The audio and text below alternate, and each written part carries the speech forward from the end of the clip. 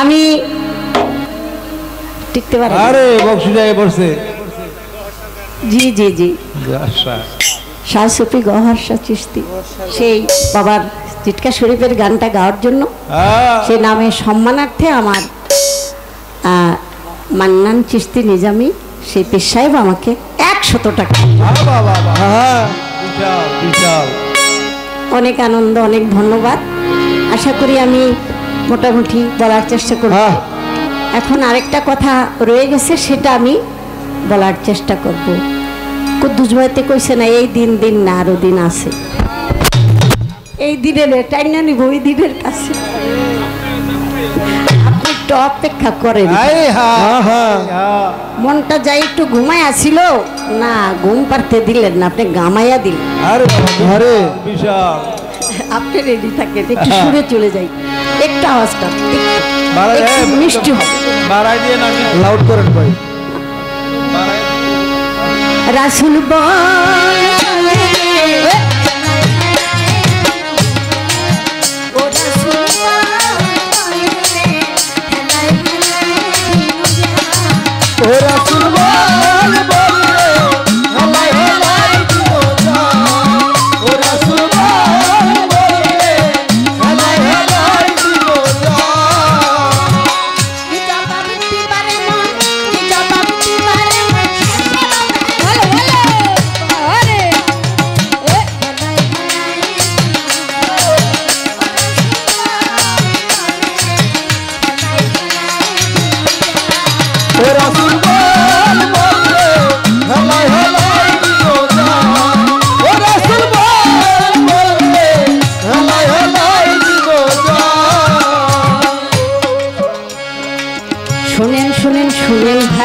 সবারে দেখুয়া শরিয়াত মারফত পাল্লা যাবো আমরা, যেভাবেতে সবাই মিলে রইয়াছে নীরব, এভাবেতে নীরব থাকলে বলা যাবে সব। সবাই মিলে বসে বাবা বললে একটু দোয়া, সকলের দোয়া পেলে হবে গান। আরে এই তো মোদের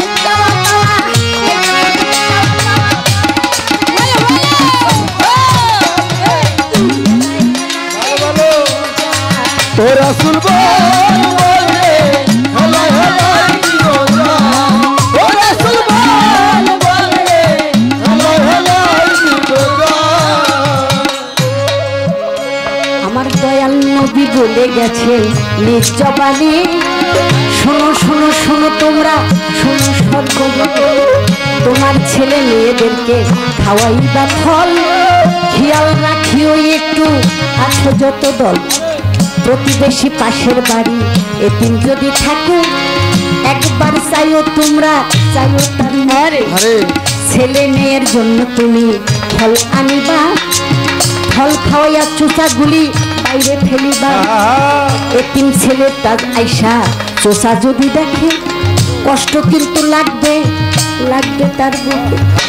আমার বাবা যদি আজকে বাইসা থাকিত, তাহলে আমাদের জন্য ফল নিয়ে আসিত। আফসোসটা কইরা যদি ছাড়ে চোখের পানি, গুনাহগার হইয়া যাইবা এটা বুঝুনি। এই মানুষ, তুমি তোমার সন্তানকে ফল খাওয়াও, পাশে যে দুটা ঘর এতিম ছেলে আছে, দুঃখী মানুষ আছে, তাদের দিকে খেয়াল করো। এটার নাম ইসলাম, এটার নাম শান্তির ধর্ম। তুমিও খাবে যাহা, আরেকজন প্রতিবেশী থাকলে, দুঃখী মানুষ থাকলে তাকেও দিবে। যদি তুমি না দিতে পারো কিন্তু আফসোস বাড়াবা না, চোষাগুলি ঢেকে রাখবা, আফসোস কেন বাড়াও? তাই আমার দয়াল নবী ঘরে ফিরলে আশেপাশে যারা থাকতো তাদের খোঁজ খবর নিয়ে রাখতো, কি খেয়েছে কেমন আছে তারা। আপনিও শরীয়ত ওই যে বলেছে চোখে দেখবা, চোখে দেখে মুখে থাকতো কানে, এটাই হলো শরীয়তের অন্তর্ভুক্ত। তোমার পাশে যেই ভাইটি আছে, তোমার পাশে যে এতিম ছেলেটি আছে, যেই অভাবগ্রস্ত মানুষ আছে, মিসকিন আছে, তাদের প্রতি তুমি অবশ্যই খেয়াল। তুমি পাইয়া গাঠি বইরা লইয়া গেলা গা, আর কারো দিকে একবারও তুমি তাকাইলা না। বাবা রে, রোজকার জাকাত যদি রোজ আপনি দিয়া ফালান, তাহলে আপনার বছর শেষে লাখ লাখ টাকা জাকাত দং লাগবো না। আর যারা জাকাত দেয় বেশিরভাগ মানুষই মিছা কথা কয়। নাকি মিছা কথা কইল? ঠিক আছে। বেশিরভাগ জাকাত যদি পুঙ্খানুপুঙ্খ হিসাব করে দেয়, কম করে হইল কয়েক কোটি টাকা তার জাকাত। কথা সত্য, কথা সত্য। এই জাকাত কমানোর লেগে সম্পদের হিসাব দেয় কম। আরে হ্যাঁ, তাইলে তুমি যেই জাকাতটা, যেই দানটা, যেই অর্থটা গরিব মিসকিন পাওয়ার কথা, তুমি তাদেরকে ঠকাবার জন্য তুমি যে মিথ্যা কথা কইলা, তাহলে তোমার নিরাপত্তাটা কোথায়? এই ধন কি তোমাকে রক্ষা করতে পারবে? কোনোদিন পারবে না। তাহলে তুমি জাকাতের টাকা তুমি তোমার পকেটে ঢুকাইছো, তোমার যেটা হালাল রুজি তোমার টাকা, সেটাও গান্দা করে ফেলো। আরে হ্যাঁ হ্যাঁ, 80 মণ দুধ নষ্ট হয় এক ফোঁটা শোনায়, সোনায়। কথা সত্য। অন্যের হক যদি তুমি মেরে খাও, তাহলে তোমার সম্পূর্ণ জীবনটাই গজবের মধ্যে। কথা সত্য, ক্লিয়ার কথা। বিশাল। আমি জানি না এই কথার পরে আমার অবস্থাটা কি। আরে বাবা, একজনের মন্দ কথা আপনি শুনেছেন কানে, শুই নাই আপনি ফাল দিয়া লাগে হ্যাঁ হ্যাঁ, মাইরেই ফেলামু, কাইটেই ফেলামু। হ্যাঁ। আর এত খারাপ, আরে হায়, এত ভালো জানি একজন এই দেই যা, এত খারাপ না। একজনের কথা শুনে আপনি উত্তেজিত হবেন না, তার সম্পর্কে আপনি মন্দ চিন্তা ভাবনা করবেন না। হ্যাঁ হ্যাঁ, আল্লাহ বলেছে কারো জীবনে যদি 9টা দোষ থাকে আর একটা যদি গুণ থাকে, আল্লাহ বলেছেন, তাহলে তুমি তার যে একটা গুণ আছে সেটার পুনরাবৃত্তি করো, সেই গুণটাই আলোচনায় আনো। কথা সত্য। 9টা দোষের কথা বলো না, তুমি আরেকজনের দোষ করতে করতে তুমি যে কখন দোষী হয়ে গেছো নিজেও কইতাম। হ্যাঁ হ্যাঁ, আরে বাবা, হ্যাঁ হ্যাঁ। যদি তুমি তার একটা গুণের আলোচনা করো, সে যদি শুনে, তখন বলবো মালিক রে, আমার জীবনে একটা মাত্র একটু ভালো কাজ করছি, সেজন্য মানুষ এত ভালো আলোচনা করে। আল্লাহ রে, আমি যদি সবই ভালো করতাম না, কত ভালো হতো আল্লাহ।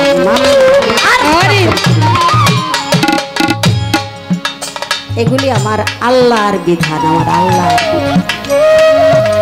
আমরা আল্লাহর বিধান কোরআন পড়ি আর সুমা খাই, গাছটির মধ্যে থুইয়া দেই। কোরআন তো জীবন্ত করি না, আমার জীবনে তো আমি জীবন্ত করতেছি না। কোরআনের আইনে আমরা চলতে, কোরআনটা তো জ্ঞানীদের জন্য নিদর্শন, জ্ঞানীদের জন্য নিদর্শন। এটা শুধু ব্যবসা না, জ্ঞানীদের জন্য নিদর্শন, সত্য পথ প্রদর্শন। জবানে জিব্রাইল, জবান সত্য রাখো, জবান সত্য রাখিয়া তুমি আল্লাহর নাম, এই জবান দিয়া মিথ্যা সাক্ষী, মিথ্যা কথা কবু কইও না। আমারে 10 কোটি টাকা দিব, একটা মিথ্যা সাক্ষী দিলে কে 10 কোটি টাকা লই আমি কয়দিন থাকুন দুনিয়ায়? আমি থাকুন না। তাহলে আমি যদি 10 কোটি টাকার লোভ করি, তাহলে আমার জন্য আমি সবচেয়ে বড় জালিম। আমার শত্রু অন্য কেউ না, আমি আমার জন্য শত্রু। আল্লাহ বলেছে আমি রহমান আর রাহিম, আমি তোমার জন্য দয়া করি, মায়া করি, আমি দয়া নিয়ে বসে আছি, কিন্তু তুমি তো তোমার প্রতি জুলুম করতে, তোমার চেয়ে বড় জালিম আর কেউ থাকতে পারে না। রহমত প্রবেশ করার দরজাটা তুমি জুলুম করে গান্দা করে ফেলছো, নাপাক করে ফেলছো। দেখেন না, সত্য কথা বলে কত আনন্দ। সত্য কথা বলে আপনার একজনে পিটাইতেছে, মারতেছে, আপনি ব্যথা পাইবেন না, কারণ আল্লাহ মালিক দেখতেছে আপনি সত্য, সততার বড় শক্তি। মিথ্যার কোনো নিরাপত্তা নাই, ক্লিয়ার কথা। আরে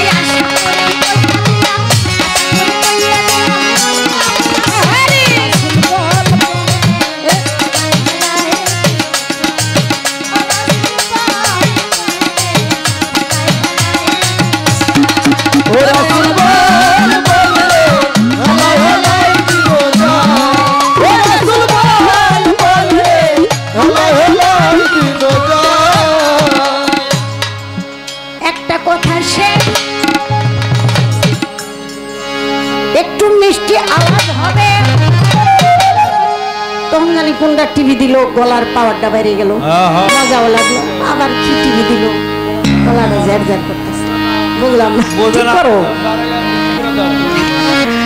জালাল ভাই সোনামণি 6বার আজান দিছে কি লিগা? এখন তো কথাগুলো আমার মা বোনের উপরে যাইব গা, বিশাল তো নামনে কি করবেন? একবারে মা বোনেরা রাগ করবো না গুসা করবো আমি কইতে পারি না। এই আজানের জবাবটা দিতে গেলে আমার মা বোনের উপরে চলে যাবে কিছু। আরে বাবা রে বাবা, হ্যাঁ দেখি তারা কতটুকু ধৈর্য সহ্য পারে।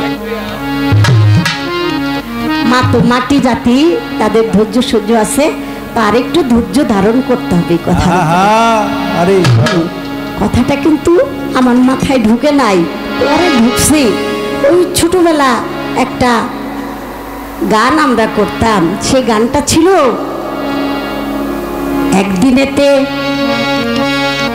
এক মুসাফির আমার নবীর কাছে, আমার নবীর কাছে যাইয়া কিছু সাহায্য চাইল। আমার দয়াল নবী সেই মুসাফিরকে বলিয়া দিল, আমার কাছে নাই কিছু, যাও তুমি চলে।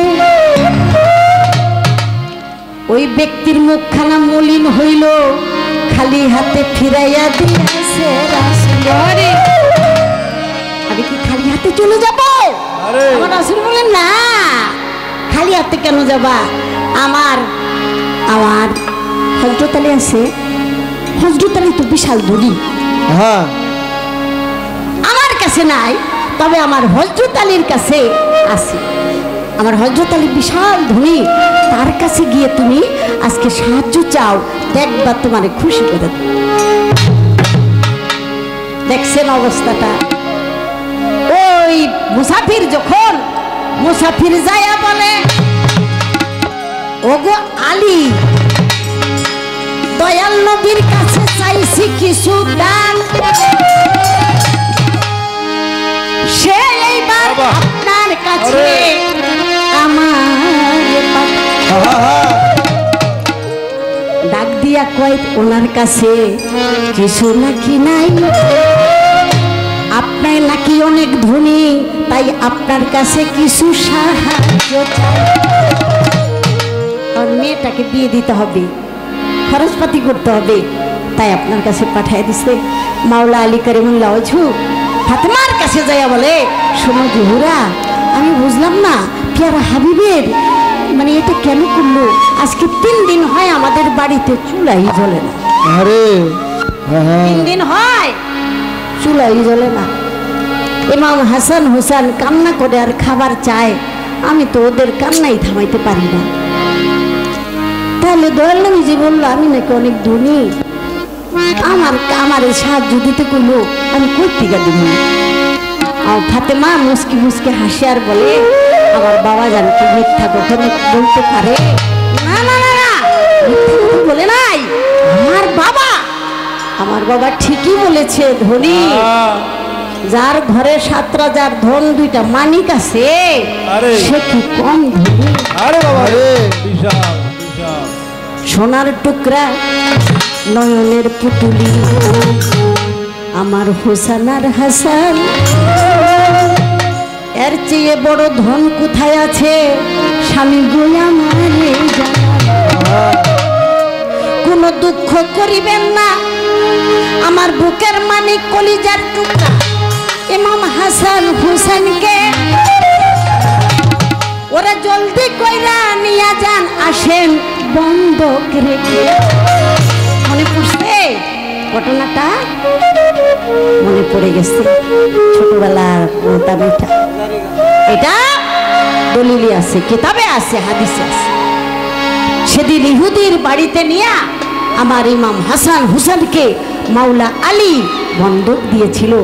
আর ইহুদি বলেছিল যে সন্ধ্যার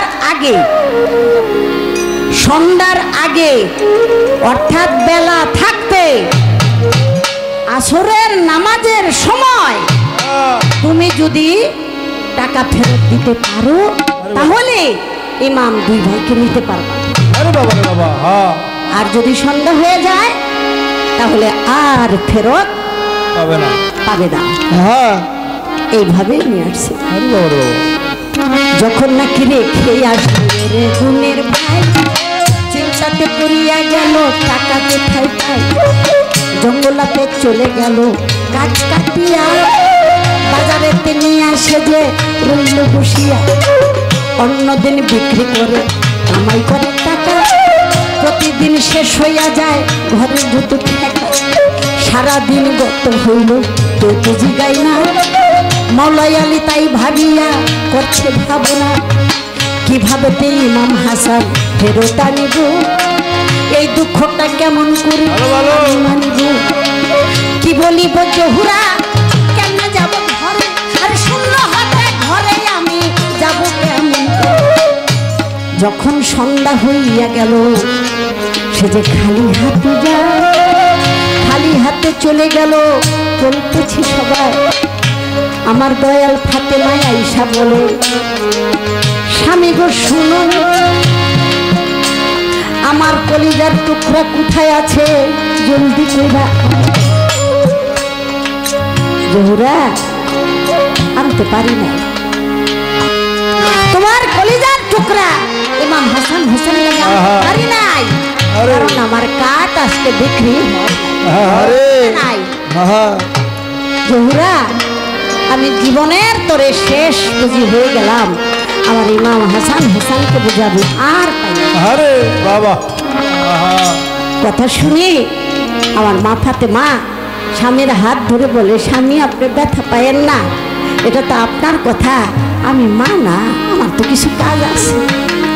যাই আমার মা ফাতেমায় তখন সেজদায় পড়ে গেলেন, সেজদায় পড়ে মোনাজাত করে দুটি ফোঁটা চোখের পানি যখন হাতের উপরে পড়লো, দুই ফোঁটা চোখের পানিতে দুটা মানিক।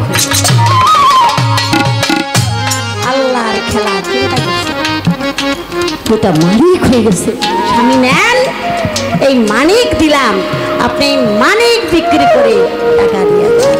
মানিক বিক্রি করেছে, ইহুদির ঘরে গিয়ে দরজায় টোকা দেয়, আমার হাসান হুসানকে দাও। ইহুদি বলে, মুসলমানের জবান এক, তোমার জবান দুই হয়ে গেছে, সন্ধ্যা হয়ে গেছে, আজান দেবে দেবে, আমি তো তোমাকে ফেরত দেব না। আরে তখন কি হলো, কি হলো, মাওলা আলীর গাইবি আওয়াজ চলে আসলো যে তুমি দরজা খুলে তারে দেখতে বলো। যখন মাওলা আলী বলল তুমি দরজা খুলে দেখো সন্ধ্যা হয়েছে নাকি তোমার সবাই ঠিক আছে, সেদিন দরজা খুলে চাইয়া দেখে সে আসরের আজান। একবার আগে হয়েই গেছে, আবার আজান, সূর্য ডুবে না।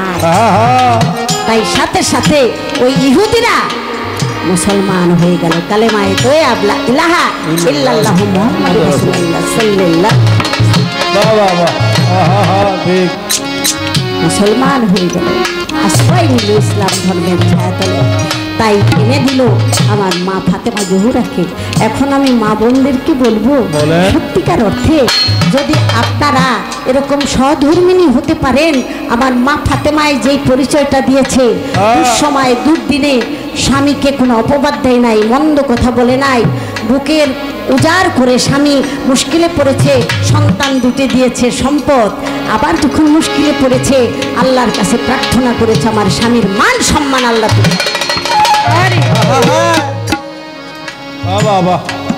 তাই কোনো সতী সে যদি আল্লাহর কাছে তার পতির জন্য দোয়া চায়, প্রতিদিনই দোয়া, তাহলে সেই দোয়া মালিক কবুল করে। আর সেই সতীর প্রতি যদি খুশি হয়, কোনো স্ত্রীর প্রতি স্বামী খুশি হইয়া, আমার আল্লাহ বলে যে যেই নারীর প্রতি, যেই বিবির প্রতি, স্ত্রীর প্রতি তার স্বামী সন্তুষ্ট, আমি আল্লাহ। যদি কোনো রমণীর প্রতি তার স্বামী সন্তুষ্ট না থাকে, সে যদি নামাজ কালাম হজ যত বড় পরহেজগারি হোক না কেন, আল্লাহ বলে আমি তাকে কবুল করি। সত্য প্রেম দিয়া আল্লাহকে সন্তুষ্ট করতে হয়। আহা বল বলে আমার হলার জিন্দজান ও রাসূল বল বলে আমার হলার জিন্দজান। আশা করি এই তো তাহার ছিল জিজ্ঞাসা, যতটুকু সম্ভব আমি করিলাম পূরণ। এইবার আমি ছোট্ট দুইটা জিজ্ঞাসা করি, আশা করি বলে দিবেন বাউলের ব্যাপারে। মারফত মারফত মারফত আমরা শুনিবারে পাই, সেই কথাটা জানার জন্য আমি যে মারফতেরই বিষয় আমি জানতে পরিবার। মারফতের ঠিকানাটা বলে দেন খানা, মারফতের বাড়ি কোথায় কোথায় তাহার ঘর। মারফত কোথায় আছে বলিবেন সে খবর, মারফতের কর্ম কিবা আমি জানতে চাই। মারফতের আদর্শটা বইলা দিবেন। ওরে বাবা রে বাবা, আরে বাবা রে বাবা। মারুফত ওয়ালা তাদের ভিতরে নাকি তাদের কাছে নাকি 14টা অস্ত্র আছে। আপনার আবার রাগ হয়ে যায়। আরে বাবা রে বাবা, কঠিন কথা। এটা দুনিয়ার মানুষের বানানো অস্ত্র না, আরে বাবা রে বাবা, অন্য অস্ত্র। জবাব দিলেই বোঝা যাইব 14টা অস্ত্র। সেই 14টা অস্ত্রের কি নাম, আর 14টা অস্ত্রে 14 প্রকারের কাজ করে। আরে বাবা রে বাবা, জীবনও শুনি না এই প্রশ্ন। কইছি না একটু অপেক্ষা করেন, আমি আনতাছি। হ্যাঁ, ছোট বোম মারছে। আশা করি আপনি বিষয়টা বলে দিবেন। মারফত বলতে কি, প্রত্যেক পীর মুর্শিদের কাছে এই 14টা অস্ত্র আছে। থাকা লাগে, খাতা একবারে মাথা বন্ধ করে। আত্মরক্ষামূলক ভাবে অস্ত্র লাগে না? হ্যাঁ লাগে, লাগে। তা প্রত্যেক পীর মুর্শিদের অস্ত্র আছে। যারা গুরুর সঙ্গ করেন তারা অবশ্যই বুঝতে পারেন। হ্যাঁ, আশা করি আমি আমার ভাইয়ের কাছে জানতে চাইলাম, আমরা সেই কথাটা শুনে নিব। এবার ছোট একটা গান গাচ্ছি।